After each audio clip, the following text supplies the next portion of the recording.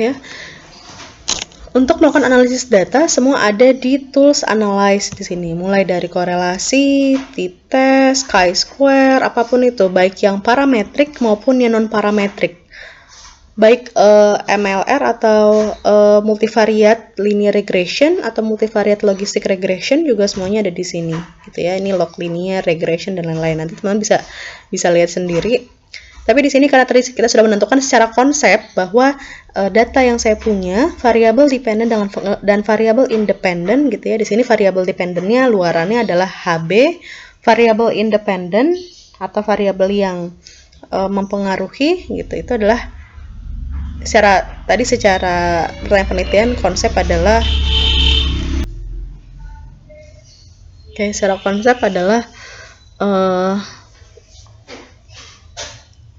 status gizi atau IMT tadi ya, status gizi atau IMT, tapi bukan yang merupakan skalanya masih skala rasio, bukan skala ordinal. Maka dari itu kita memerlukan untuk mengecek kedua data tersebut, yaitu data IMT yang ini, variabel yang ini dengan variabel HB. Tadi yang mau kita pilih adalah HB sebelum intervensi, kadar hemoglobin sebelum intervensi.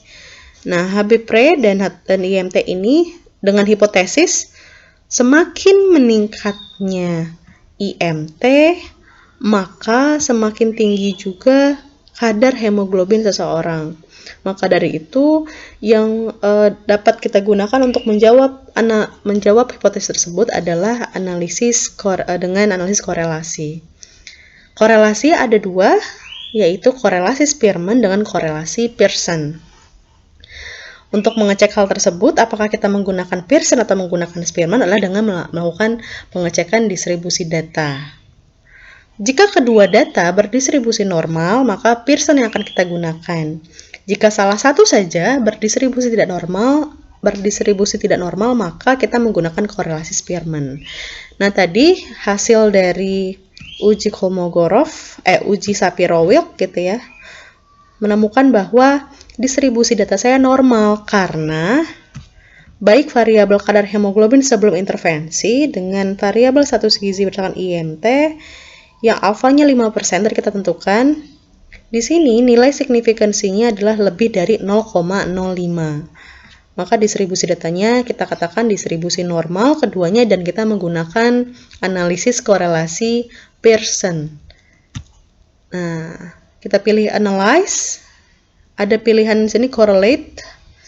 Ya, correlate-nya nih bisa lihat ada nilai R di sini, ada bivariate, ada partial atau ada distances. Nah, kita pilih yang bivariate saja, korelasi bivariate karena hanya dua variabel yang dimaksudkan. Ini tadi yang kita sudah cek adalah kadar hemoglobin sebelum, dipastikan betul ya, ini sebelum atau sesudah yang mana gitu. Ini kadar hemoglobin sebelum, dan satu lagi adalah IMT. Status gizi berdasarkan IMT dengan skalanya adalah skala rasio. Ini dua-duanya adalah rasio.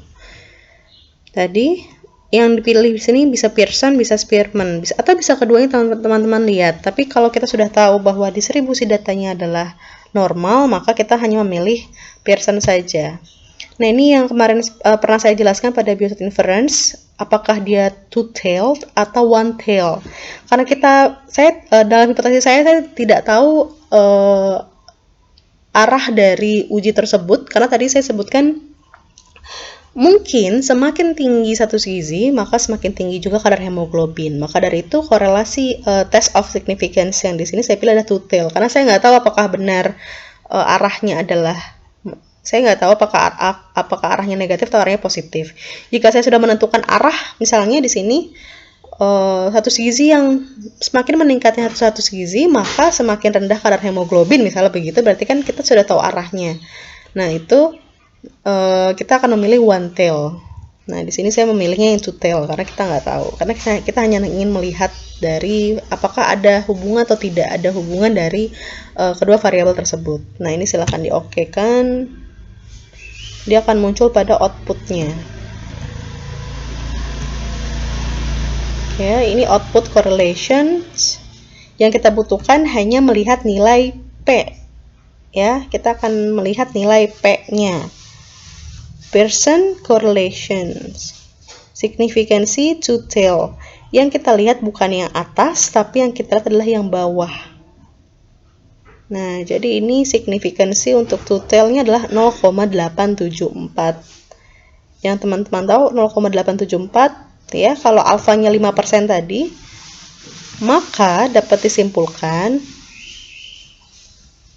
IMT dengan kadar hemoglobin tidak terdapat korelasi yang signifikan secara statistik karena nilai p-value lebih dari 0,05. Ya, saya ulang kembali, interpretasi dari hasil uji ini adalah tidak ada korelasi yang signifikan antara kadar hemoglobin dengan status gizi berdasarkan IMT atau dengan IMT. Karena p-value menunjukkan lebih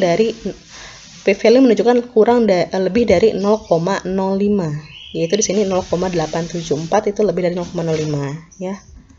Itu adalah kesimpulan dari uji korelasi Pearson atau uji korelasi Spearman yang teman-teman bisa tentukan. Oke, sampai di sini uji tersebut, itulah kesimpulannya. Kalau teman-teman ingin lihat apakah, jadi ini adalah nilai R-nya ya, ini nilai R-nya sama dengan 0,038, ini nilai R, yang ini adalah nilai P-nya 0,038, signifikansinya p-value-nya 0,874, nilai R-nya adalah 0,038.